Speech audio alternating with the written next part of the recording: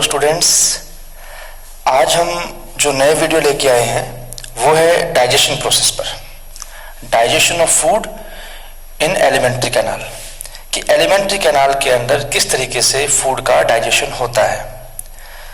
अब इसमें जैसे एक बेसिक पॉइंट था जो हम कहें कि बेसिक लेवल के ऊपर, वो मैंने 10th क्लास के लिए बनाया था, तो आप एक बार 10th क्लास वाला देखिए उसको, जो वीडियो बनाया मैंने, फिर उसके बाद इसको देखिए। तो इससे क्या होगा, आपका एक तो रिवाइंड हो जाएगा, रिव्यू कह सकते हो आप कि भी हाँ उसमें कैसे था, थोड़ा सा अलग हटके है, थोड़ा सा बढ़ गया है उसके अकॉर्डिंग।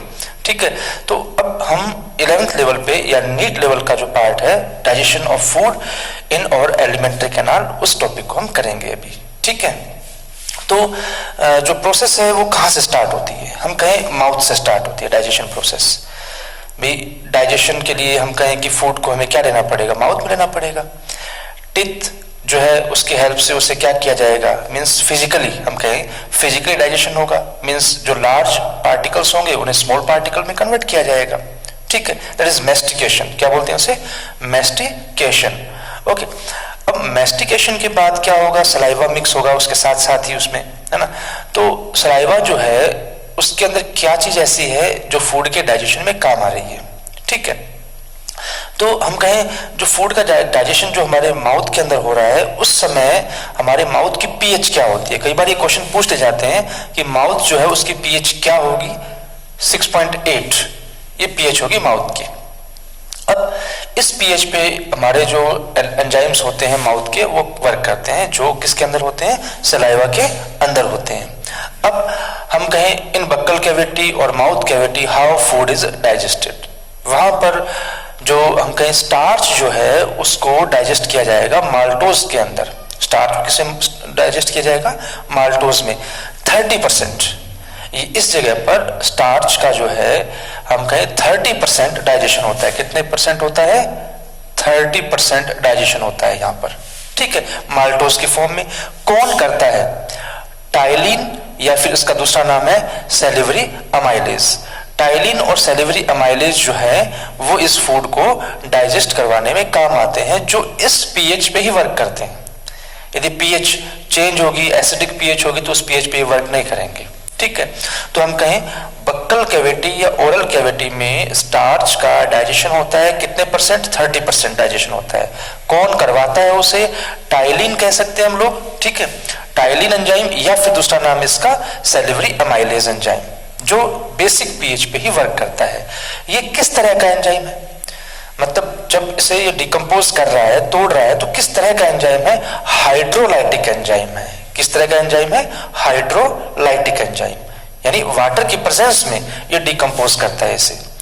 सेकेंड टाइप का एंजाइम होता है लाइसोजाइम एंजाइम। किस तरह का एंजाइम है, सेकेंड लाइसोजाइम। लाइसोजाइम क्या काम करता है, जो हमारे माउथ के अंदर हम फूड खाते हैं उस समय कुछ जर्म्स भी चले जाते होंगे, है ना, तो उन जर्म्स को ये लाइसोजाइम क्या करेगा, किल करने का काम करेगा।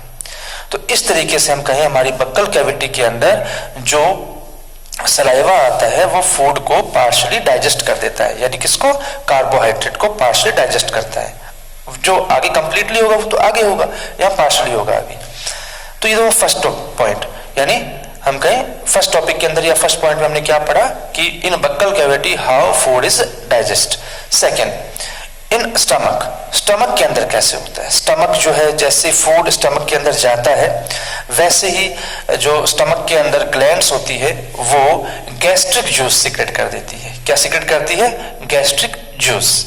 इस गैस्ट्रिक जूस के अंदर हाइड्रोक्लोरिक एसिड भी होता है, ठीक है, और अदर एंजाइम्स भी होते हैं।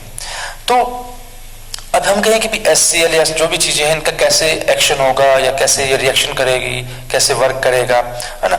तो हमारे जो स्टमक के अंदर सबसे पहली चीज है पीएच कितनी रहती है इस समय। हमारे स्टमक की पीएच इस समय रहती है 1 से 3.5 के करीबन। ठीक है, क्योंकि इसी पीएच पे ये सब जो है वो बेस्ट वर्क कर पाते हैं। बेसिक पीएच, जैसे ये एसिडिक पीएच पे वर्क नहीं कर पाएगा, वैसे ये बेसिक पीएच पे वर्क नहीं कर पाएंगे यहाँ जो भी एंजाइम होंगे। ठीक है, तो सबसे पहले हाइड्रोक्लोरिक एसिड। हाइड्रोक्लोरिक एसिड जब सीक्रेट होता है स्टमक की वॉल से, तो ये क्या काम करता है, फूड को सॉफ्ट करेगा, क्योंकि हम कहें एसिड है तो सॉफ्ट तो करेगा ही, जर्म्स से कोई बच गया तो उसे किल कर देगा। ठीक है, और इसके अलावा ये इनएक्टिव जो एंजाइम्स होते हैं उन्हें एक्टिव फॉर्म में भी कन्वर्ट कर सकता है। ठीक है, अब कैसे करता है और उनसे क्या होगा आगे, तो हम कहें सबसे पहला है इनएक्टिव एंजाइम पेप्सिनोजन।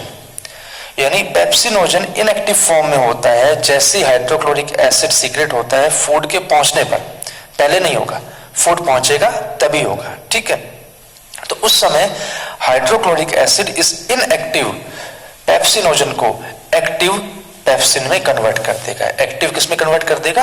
पेप्सिन में। जो यानी ये पेप्सिन क्या करेगा? प्रोटीन पे रिएक्ट करेगा। ठीक है, जो प्रोटीन मॉलिक्यूल्स होते हैं फूड के अंदर उस पर रिएक्ट करता है और प्रोटियोस और पेप्टोन्स जो है उनके अंदर उसे ब्रेक कर देगा। यानी प्रोटीन जो है उसे स्मॉलर या सिंपलर पार्ट्स में ब्रेक कर देगा। तो पहले तो ये काम हुआ हाइड्रोक्लोरिक एसिड यहाँ पर, यानी किस तरीके से एंजाइम पे एक्ट करता है उसके अकॉर्डिंग ये फर्स्ट उसका वर्क हो गया। सेकंड है कि हाइड्रोक्लोरिक एसिड एक और भी एंजाइम होता है जिसका नाम है प्रोरेनिन। ये इन्फेंट्स के अंदर सीक्रेट होता है, सिर्फ इन्फेंट में होता है, उसके बाद सीक्रेट नहीं होता ये। ठीक है, बंद हो जाता है सीक्रेशन इसका। तो प्रोरेनिन जो है वो हाइड्रोक्लोरिक एसिड की प्रेजेंस में, मतलब खुद इनएक्टिव होता है और हाइड्रोक्लोरिक एसिड की प्रेजेंस में क्या होगा? एक्टिव रेनिन में कन्वर्ट हो जाएगा। किस में कन्वर्ट हो जाएगा? एक्टिव रेनिन में कन्वर्ट हो जाएगा। यहां थोड़ा सा ध्यान देने वाली बात है कि रेनिन की स्पेलिंग जरूर पढ़े, अदरवाइज तो हम कहें कि स्पेलिंग का इतना कोई रोल नहीं होता, पर यहां रोल है क्योंकि इसमें RENNIN लगा हुआ है। तो RENNIN जब लगेगा, डबल N यानी हम कहें तो ये किसके लिए होगा? डाइजेशन के अंदर काम आने वाला एंजाइम है। इसके अलावा एक और भी होता है RENIN जो एक्सक्रीशन में काम आएगा, जहां हम कहें यहां पर सिंगल N लगा होगा। तो इस चीज का आप ध्यान रखना, सिंगल और डबल N का। ठीक है, स्पेलिंग का ध्यान रखिएगा। तो प्रोरेनिन जो होता है वो हाइड्रोक्लोरिक एसिड के प्रेजेंस में एक्टिव रेनिन के अंदर कन्वर्ट हो जाएगा और ये रेनिन, मैं कह रहा हूं कि प्रोरेनिन या रेनिन जो है वो इन्फेंट्स के अंदर ही सीक्रेट होता है, उसके बाद इसका सीक्रेशन बंद हो जाता है। ठीक है, ये रेनिन कर्डलिंग ऑफ मिल्क में हेल्प करेगा। जो आगे प्रोसेस लिखी है मैंने, ये कर्डलिंग ऑफ मिल्क है, यानी छोटे बच्चे के अंदर, इन्फेंट जो है उस चाइल्ड के अंदर जब मिल्क लेता है, फीडिंग करता है मिल्क की, तो वो मिल्क कैसे फटेगा, यानी कर्डलिंग होगा। ठीक है, तो ये कर्डलिंग ऑफ मिल्क की प्रोसेस लिखी मैंने। तो जो केसिन प्रोटीन होता है किसके अंदर? मिल्क के अंदर। ठीक है, या मिल्क प्रोटीन भी बोल सकते हैं आप इसको। ये रेनिन की प्रेजेंस में पैराकैसिन में कन्वर्ट हो जाएगा। किसमें कन्वर्ट हो जाएगा? पैराकैसिन में कन्वर्ट हो जाएगा। जो पैराकैसिन कैल्शियम की हेल्प से कैल्शियम पैराकैसिनेट बना लेगा। क्या बना लेगा? कैल्शियम पैराकैसिनेट। और ये कैल्शियम पैराकैसिनेट जो पहले से बना हुआ पेप्सिन है, ठीक है, उसकी हेल्प से पेप्टोन्स और कैल्शियम में टूट जाएगा। पेप्टोन्स प्रोटीन का एक छोटा फॉर्म है, यानी प्रोटीन की छोटी फॉर्म है जो यहां भी लिखा हुआ है, ताकि आगे प्रोटीन का प्रॉपर डाइजेशन हो सके। ठीक है, इसका मतलब यहां पर प्रोटीन का पार्शियली डाइजेशन हो जाता है और आगे चलकर उसका क्या होगा? कंप्लीटली डाइजेशन होगा। फिर है दूसरा गैस्ट्रिक लाइपेज। लाइपेज एंजाइम हमने सुना, पहले भी हमने पढ़ा कि लाइपेज तो कहाँ सीक्रेट होता है? वो तो इंटेस्टाइन, कौन सी? स्मॉल इंटेस्टाइन में सीक्रेट होता है। पर यहां कैसे आ गया? यहां भी होता है गैस्ट्रिक लाइपेज, पर यहाँ पर जो पीएच होती है वो कैसी होती है? एसिडिक पीएच होती है, इसलिए ये इस एसिडिक पीएच के ऊपर कोई भी वर्क नहीं कर पाता। क्या? इस पे ये कोई भी वर्क नहीं कर पाता, गैस्ट्रिक लाइपेज। ठीक है, तो टॉपिक पढ़ा हमने किसमें? बक्कल कैविटी और स्टमक के अंदर डाइजेशन किस तरीके से होता है। जो पॉइंट कर रहे हैं वो है कि स्मॉल इंटेस्टाइन के अंदर फूड का डाइजेशन कैसे होता है, क्योंकि अब स्मॉल इंटेस्टाइन में फूड कंप्लीटली डाइजेस्ट हो जाएगा। ठीक है, जैसे हमने कहा शुरुआत के अंदर कुछ माउथ के अंदर हुआ, कुछ स्टमक के अंदर ब्रेक डाउन हुआ, अब क्या होगा? कंप्लीटली डाइजेस्ट हो जाएगा, यानी फूड जो है वो छोटे छोटे टुकड़ों में अब टूट जाएगा, अब कुछ भी बचेगा नहीं यहाँ पर, यानी वो इतना छोटा हो जाएगा ताकि वो प्रॉपरली एब्जॉर्ब हो सके विलाई से, यानी जो स्मॉल इंटेस्टाइन की वॉल है, इलियम का बेसिकली पार्ट, वहां से ये जो है एब्जॉर्ब हो सके। एब्जॉर्प्शन तो और भी जगह से होता है, बट जो स्मॉल इंटेस्टाइन का पार्ट है इलियम, वहां पर कंप्लीट एब्जॉर्प्शन ऑफ फूड माना गया है। ठीक है, तो अब स्मॉल इंटेस्टाइन के अंदर जो पॉइंट कर रहे हैं वो पहला पॉइंट है ड्यूडेनम से रिलेटेड, यानी ये जो भी चीजें लिखी है ड्यूडेनम के अंदर हो रही है। ठीक है। तो हम कहें जैसे ही फूड कहां से, स्टमक से ड्यूडेनम पार्ट में पहुंचता है, क्योंकि नेक्स्ट पार्ट है ड्यूडेनम, तो वहां पर पहुंचते ही अब सबसे पहला काम तो होगा कि उसके अंदर हाइड्रोक्लोरिक एसिड जो है उसके एक्शन को न्यूट्रलाइज करना। उसके लिए बाइल जूस सीक्रेट होता है, ठीक है, लीवर के अंदर बनता है और गॉल ब्लैडर में स्टोर रहता है, वहां से ये निकलता रहता है। यानी हम कहें गॉल ब्लैडर से कौन निकलेगा, बाइल जूस। बाइल जूस इसके अंदर सबसे मेन चीज जो समझने वाली है कि इसके अंदर कोई भी एंजाइम नहीं होता, ठीक है। आपसे कोई पूछ ले कोई भी, तो बाइल जूस के अंदर कोई एंजाइम है नहीं, कोई डाइजेस्टिव एंजाइम नहीं है जो डाइजेशन में काम आए, क्योंकि बाइल जूस का काम क्या है, सिर्फ एक तो है इमल्सिफिकेशन ऑफ फैट, यानी फैट के जो लार्ज ग्लोब्यूल्स हैं उन्हें स्मॉल ग्लोब्यूल्स में तोड़ देना ताकि उसका सरफेस एरिया बढ़ जाए और वो डाइजेस्ट हो पाए, ठीक है, पहला काम।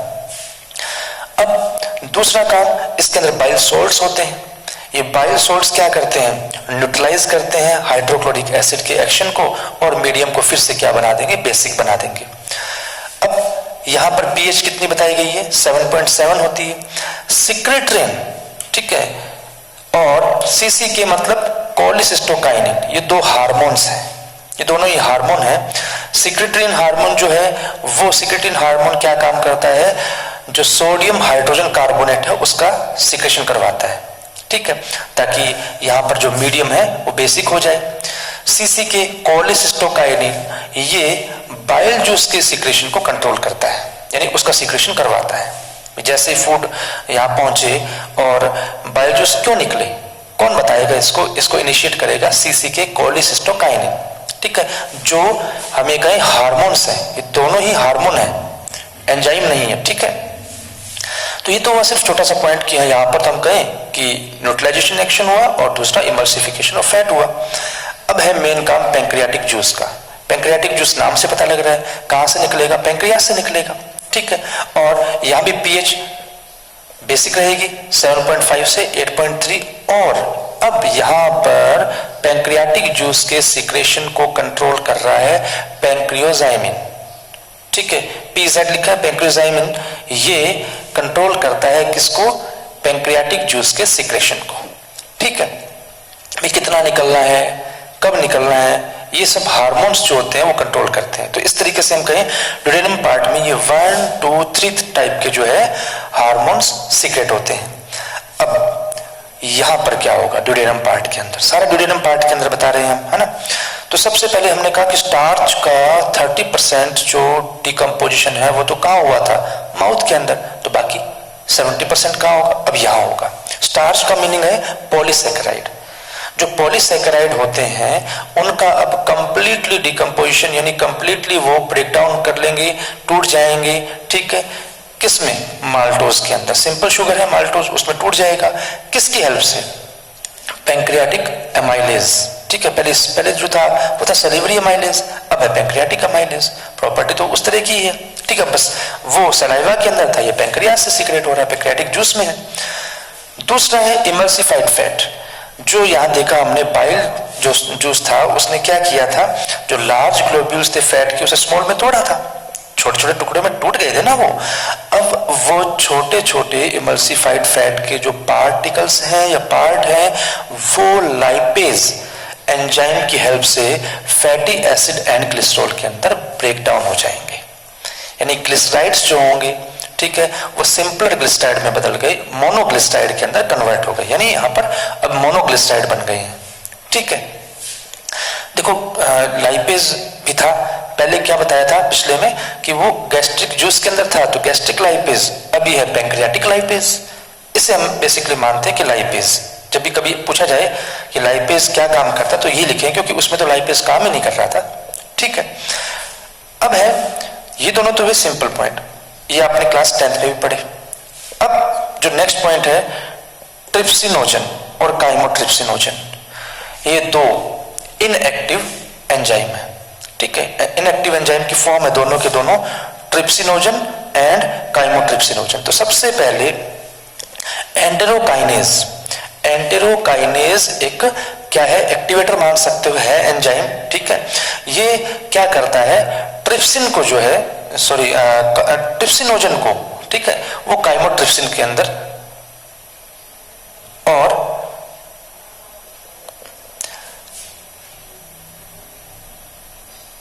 हाँ, तो हम ये कहें कि भी जो ट्रिप्सिनोजन है वो एंट्रोकाइनेज की हेल्प से, ठीक है, ट्रिप्सिनोजन एंट्रोकाइनेज की हेल्प से ट्रिप्सिन में कन्वर्ट होगा और जो ट्रिप्सिन है वो काइमोट्रिप्सिनोजन को किस में कन्वर्ट कर देगा, काइमोट्रिप्सिन में। मतलब ये आपस में काम कर रहे हैं, घर के अंदर रह रहे हैं कि ट्रिप्सिनोजन को ट्रिप्सिन में कन्वर्ट किया किसने, एंटेरोकाइनेज ने।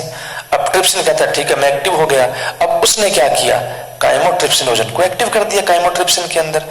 ये दोनों एक जैसा ही काम करते हैं। क्या काम करते हैं, जो भी प्रोटीन था, ठीक है, जो हम कहीं कॉम्प्लेक्स प्रोटीन होते हैं उनको, या फिर पेप्टोन्स और प्रोटीजेस जो भी होंगे उनको डाई या ट्राई पेप्टाइड के अंदर ब्रेक डाउन कर देंगे। यानी हम कहें लार्ज पेप्टाइड जो है वो स्मॉल पेप्टाइड के अंदर ब्रेक डाउन हो जाएंगे। किसमें, लार्ज स्मॉल पेप्टाइड जो है उसमें कन्वर्ट हो जाएंगे या टूट जाएंगे। किसकी हेल्प से, ट्रिप्सिन या काइमोट्रिप्सिन की हेल्प से, ठीक है।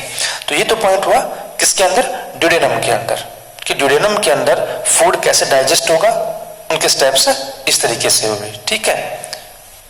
ड्यूडेनम में जो नेक्स्ट है वो है कि डीएनए और आरएनए भी यदि हो तो उनका डिकम्पोजिशन भी होगा, ठीक है। तो ये दोनों जो पार्ट है पहले वो ड्यूडेनम के ही पार्ट है, डीएनए एंड आरएनए के लिए।